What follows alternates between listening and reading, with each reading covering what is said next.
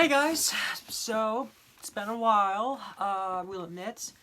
Last video I uploaded was back in late September, and as of me filming this right now, it is currently the middle of December, so it's been a while. So to my viewers wondering where exactly I've been preoccupied with school, so I really haven't had much time to film stuff. Not to mention the fact that there really isn't much to review, because, you know, current situation we're currently in right now. But I did end up seeing a few things. I saw Tenet, and I saw the New Mutants, and when next week comes around, you will see reviews of both Wonder Woman 1984 and Soul. You will see reviews for those. And as for 2021, not entirely too sure what the future is going to be holding right there, but I'll at least talk about the Marvel Disney Plus shows that do end up coming out, which I'm really hyped for, particularly WandaVision. And then, of course, there's the whole Warner Brothers HBO Max strategy, which that's a completely different subject that I'm not even going to bother talking about, because just look it up. There are a lot of better people that could probably summarize it than I could, but anyways. So today we're talking about The Mandalorian Season 2. Now, when Disney Plus was first announced, pretty much the big draw as to why people would probably subscribe to the service, in addition to all the other original shows that they have up their sleeve, is The Mandalorian. And yeah, The Mandalorian, of course, as we all know, was a big hit. A lot of people, myself included, regard it as probably the best Star Wars thing since the original trilogy, and something that feels most in tune with the original trilogy. But I think what's interesting about Season 2 compared to Season 1 is that with Season 1, it pretty much remained like sort of this self-contained story that had greater hints to the larger galaxy, aside from Episode 5, in which he just flat travels to Tatooine and ends up meeting a Han Solo type.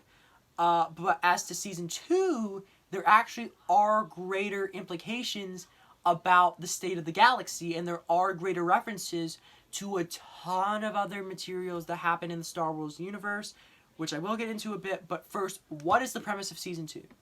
Well, following the conclusion of the first season, The Mandalorian, also known as Din Djarin, played by the great Pedro Pascal, who will also be showing up in Wonder Woman 1984 as Maxwell Lord.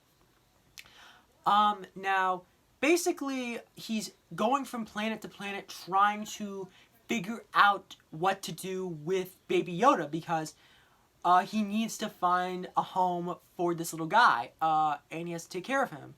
So we essentially see him going from planet to planet, taking these odd jobs, hopefully getting him a clue that can maybe hopefully get him to other Mandalorians, but also get him to where exactly the child is from. But what's also really interesting is, in addition to the places that he does visit, it is the people that he does meet along the way. So, it's sort of going episode by episode, but in the first episode, in the season premiere, he ends up heading back to Tatooine and ends up meeting Cobb Vanth. Now, Cobb Vanth was actually a character that they did introduce into the greater expanded universe. He was introduced in the Aftermath series of Star Wars novels that take place shortly after Return of the Jedi, in which we follow Cobb Vanth is actually a marshal for Mos Pelgo on Tatooine. And in it, he ended up coming across these Empire guys, but then one day while straining out in the desert, he found these Jawas. And he ended up spotting the armor of Boba Fett and bought it off of the Jawas and used it to reclaim Mos Pelgo. And then eventually, the rest of the episode is essentially sort of the Star Wars version of Tremors, because they're essentially trying to stop this giant worm thing. In fact, when the episode first came out, I saw a lot of people putting images of, like, the Mandalorian season premiere without context, and it's the episode of SpongeBob with the Alaskan bullworm, which that was definitely one of the first things that popped in my mind during that episode. But yeah, definitely really started out strong, considering the fact that it was both written and directed by Jon Favreau. And I particularly like the little moment towards the end in which, when they're about to fight the giant worm creature, it goes from a widescreen aspect ratio to now filling out the entire screen. Like, you literally see the black bars literally expand to, and like you see more of the picture now. Like, it went from this to this, if that makes sense. But yeah, it was definitely really cool, and it was really, what a way to start off. which is really unfortunate considering the fact that the next episode kind of feels like a little bit of a disappointment. Now, for the record, I still don't think the fact that there has been a really bad episode of this season. But in terms of the weakest, I do feel like the fact that this episode was probably the weakest because what basically happens here is that Mando's given the job of escorting the frog lady, as she's known, across in order to be able to get to this planet so that way she could be able to like have these eggs with her husband. And of course there was the whole debacle of Baby Yoda eating eggs, which we're not going to talk about that. Although I really did like the ending in which you have Mando fighting off all those spider creatures. That was really cool. But yeah, I definitely do feel like that was probably the weakest episode of the season. But then the next episode definitely ended up getting a little better because it featured Mando actually coming into contact with other Mandalorians, specifically Bo-Katan, who, if you don't know, is actually featured greatly in the Star Wars animated series, specifically the Clone Wars and Rebels, because her sister was originally the Empress of Mandalore, but then she got assassinated, and then of course she ended up taking over after the siege of Mandalore.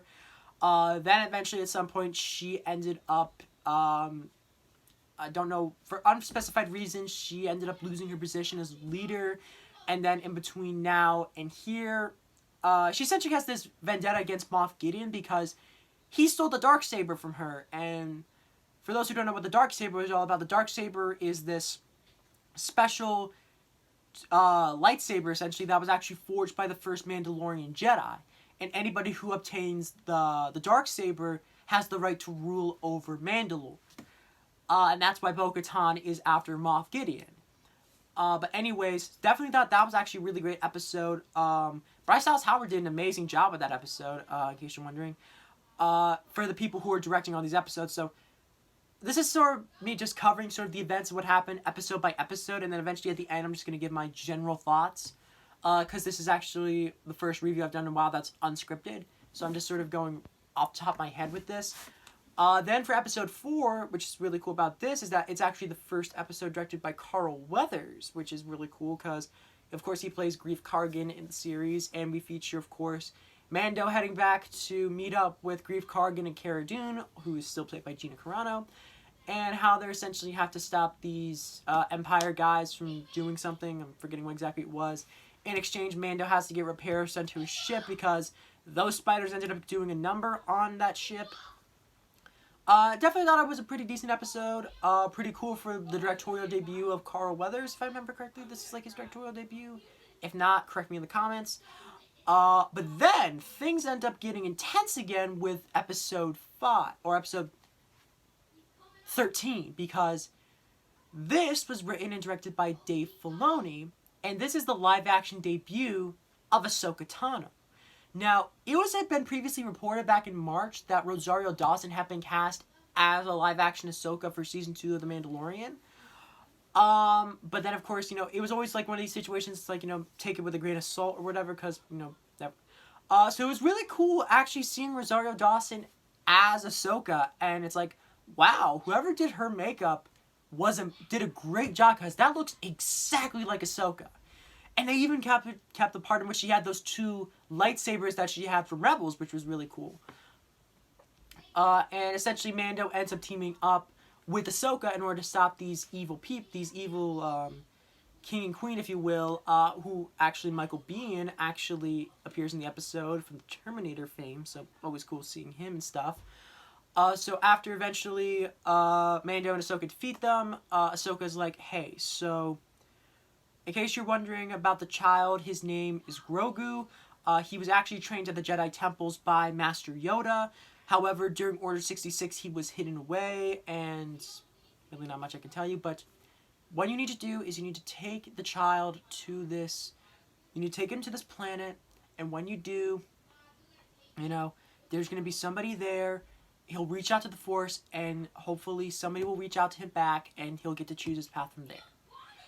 And really thought this was really cool, because I really liked the little character moments between Mando and Ahsoka, particularly about how Ahsoka's worried about Grogu's attachment to Mando, because, as she put it, she's seen what happens when attachment like that happens to a fully adult Jedi, because as we know, Revenge of the Sith and Anakin and all that other stuff that particularly didn't go too well. So Ahsoka doesn't want the exact same thing to happen all over again to Grogu. So there's that.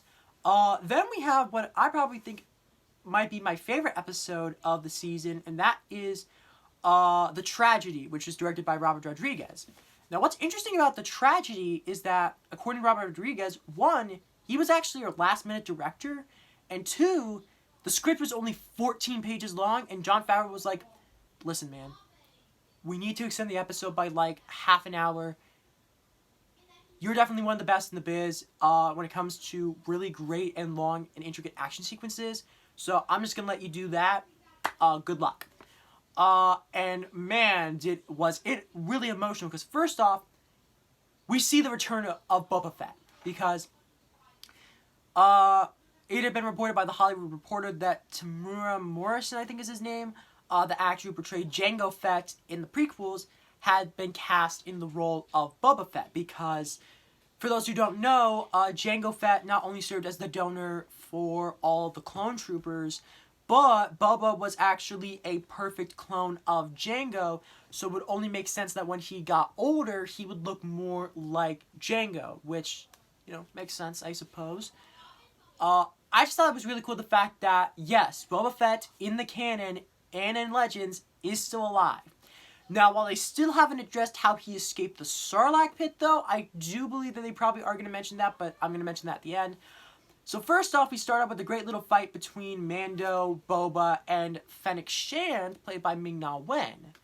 So, as it turns out, those footsteps at the end of episode 5 from season 1, those actually were Boba's footsteps, and he actually happened to bring her back to life, if you will, thanks to some cyborg enhancements. But then the Empire shows up looking for Grogu, and it's essentially one giant action sequence as Mando, Boba, and Fennec all try and stop Moff Gideon from getting his hands on Grogu. And man, if you were ever skeptical about why people love Boba Fett so much, this episode proves to you why Boba Fett is such a cool character and why he's the baddest bounty hunter in the galaxy. This one episode showed how cool Boba Fett was, way more than any screen time he got in the original Star Wars trilogy. But yeah, and in case you're wondering, why is it called The Tragedy? Well, Moff Gideon ended up dispatching a group of dark troopers, which are essentially just droid troopers. They come in, and they steal Grogu, and then Moff Gideon proceeds to blow up the Razor Crest, right in front of Mando's face.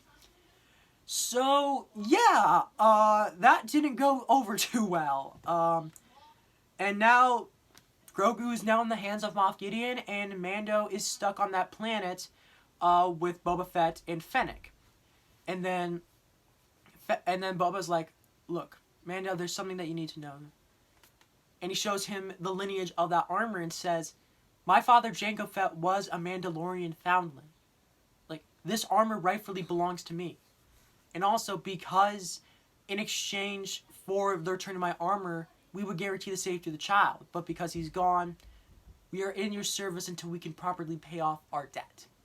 And so now Mando, Fennec, and Boba are working together trying to help Grogu. Then, thanks to the fact that Boba still has his ship, they're able to head back to where Greef Kargan and Cara Dune are.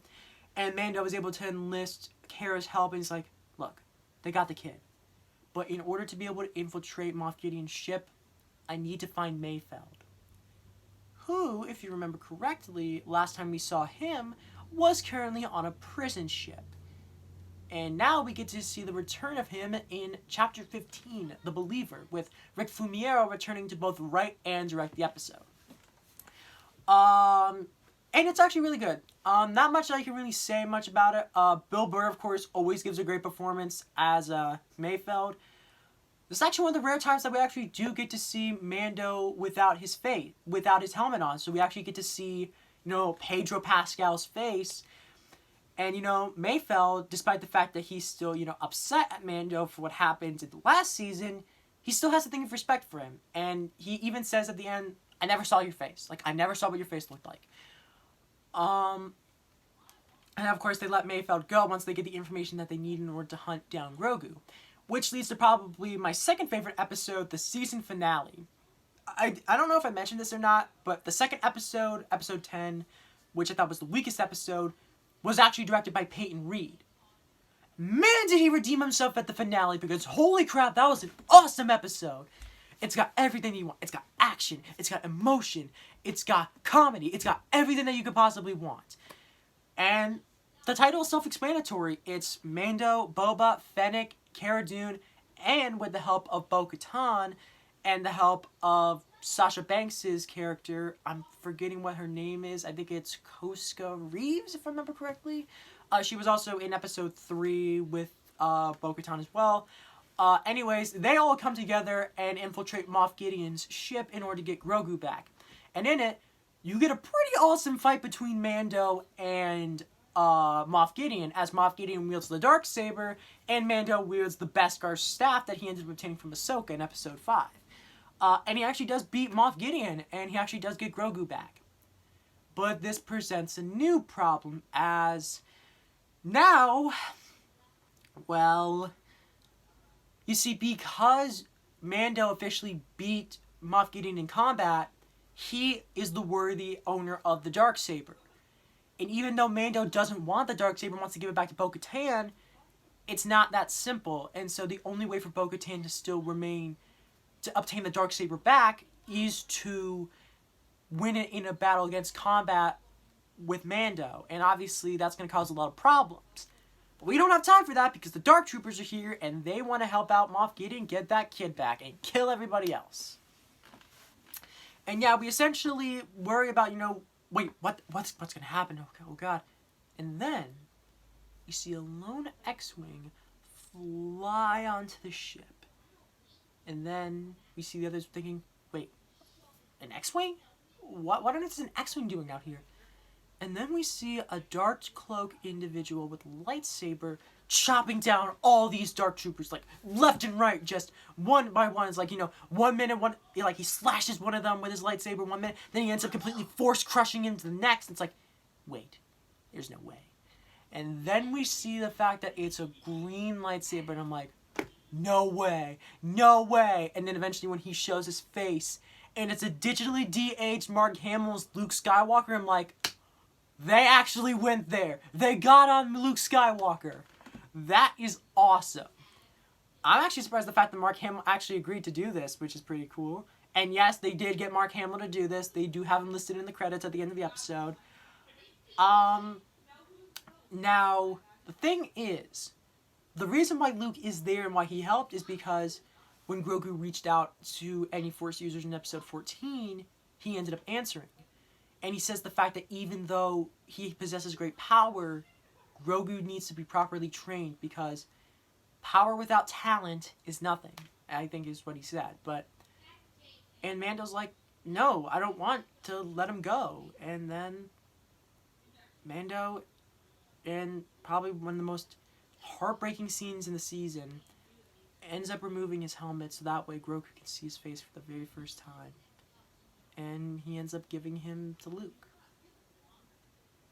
And we also get a little brief cameo from R2, which is nice. R2-D2. And then we leave off with our heroes on that ship, staring at Luke as him and R2 go back to the X-Wing to properly train Grogu. That is where we leave Mandalorian Season 2. Or so we think. Because there's a mid-credit sequence. You see, we cut back to Tatooine, and specifically Jabba's palace from Return of the Jedi. There we find that his assistant, that weird tongue guy, whatever his name is, has pretty much been running things ever since Jabba died and was revealed to have survived after that explosion. Then we see Boba and Fennec Shan stepping in and completely blasting everybody in there to bits, aside from a slave dancer who Fennec ends up freeing. Then the tentacle head guy is like, Boba, I thought you were dead. I mean, I heard rumors that you'd come back. And then Boba ends up taking out his blaster and shoots him dead. Then he walks up the steps, removes his body off, and then sits at Jabba's throne with Fennec at his side, at the right-hand side of the table, drinking down a thing of space alcohol. And then cuts the black, and then the text, The Book of Boba Fett, coming December 2021 appears, and I'm like, holy crap, they announced another spin-off in the series. Now, for those who don't know, earlier last week, Disney revealed during their big Investor Day 2020 meeting that The Mandalorian will be getting 2 spin-off series. One will be called Rangers of the New Republic, and the other will be a series focusing on Ahsoka Tano, aptly titled Ahsoka. And the great thing about it is that A, Rosario Dawson's coming back for Ahsoka, and B, both Jon Favreau and Dave Filoni are both involved as the showrunners and executive producers for both series. And according to Kathleen Kennedy, both Mando, Rangers, and Ahsoka are all going to culminate together in a big story arc, in a big way. And the thing is, she did mention the fact that the next chapter of The Mandalorian was heading in December of next year, but we thought that that meant just season 3. Now, the thing is, we still don't know if the Book of Boba Fett is actually what season 3 is going to be about, or if it's going to be a complete separate spin-off series from The Mandalorian, and we are getting a proper season 3. And according to one of Pedro Pascal's stunt doubles, yes, Pedro is still sticking to the Star Wars universe as Din Djarin, but the future's kind of uncertain right now as to what exactly is going to happen. Like, this is really intriguing. Like, I'm legit invested to see what exactly is going to happen, and yeah, this show's great. Yeah, as you probably couldn't tell already, I absolutely love this series. I just love the fact that, for the most part, like, consistently from episode to episode, it kept on delivering. And I always love how the fact that they always made sure the fact that the story was always first with Mando. It was a story first and set up for other series and stories later, because the reason why Ahsoka was on that planet that Mando ended up encountering her on was because she was looking for Grand Admiral Thrawn, which you wouldn't know which you would already know if you had seen Star Wars Rebels, because most likely she's also looking for Ezra Bridger as well from that series. In case you're wondering what any of that means, just look it up on YouTube. There's a ton of people that explain the timeline of Star Wars and other things like that. Star Wars Explained is actually a really great channel that I do recommend, as they're really great at explaining this kind of stuff better than I could. But yeah, also love how the fact that they always made sure the fact that the center focus was on Mando. Like, it wasn't one episode focused on him, and then the next minute it was like, oh, it's all about Ahsoka, or it's all about Boba Fett, or anything like that. No, it's from beginning to end, it told the story of Mando. And not only that, but all the actors involved did a really great job. Really love how they brought back the actress who voiced Bo-Katan in the animated stuff to come back for this. Really love how they brought back Tamora Morrison as Boba Fett. Really love how they brought Rosario Dawson in as Ahsoka. Really amazed the fact that they were able to bring back Mark Hamill as Luke Skywalker for this. And of course, there's all the people returning from the previous season, like Carl Weathers, Gina Carano, Giancarlo Esposito, who is just as menacing as always as Moff Gideon. Now, would I say that Season 2 is better than the first season? Now, while I don't know if it is better, I personally preferred Season 2 more so than I did Season 1. And keep in mind, objectively, I think the fact that both Season 1 and Season 2, they're on an equal level of quality, but I liked Season 2 just slightly a little bit more than Season 1 did, because while I did feel like the fact that Season 2 did have an like Season 2 definitely did have some weak episodes. Like I mentioned, Episode 10 was kind of weak, and I'm trying to think what's the name of it. I did mostly enjoy this season. I thought it was really great. Really love how they're really fleshing out this era of the timeline, and I'm really excited to see where exactly this is heading next. So, 9 out of 10, would recommend. Now, what is next from my channel, I hear you ask? Well, expect me next week when I'm going to be reviewing Wonder Woman 1984. So, I hope you guys enjoyed. Make sure you subscribe. Make sure you ring the little bell so that way you can be able to get all notifications and get updated on any future videos. Make sure you leave a like, comment, and as always, stay gold.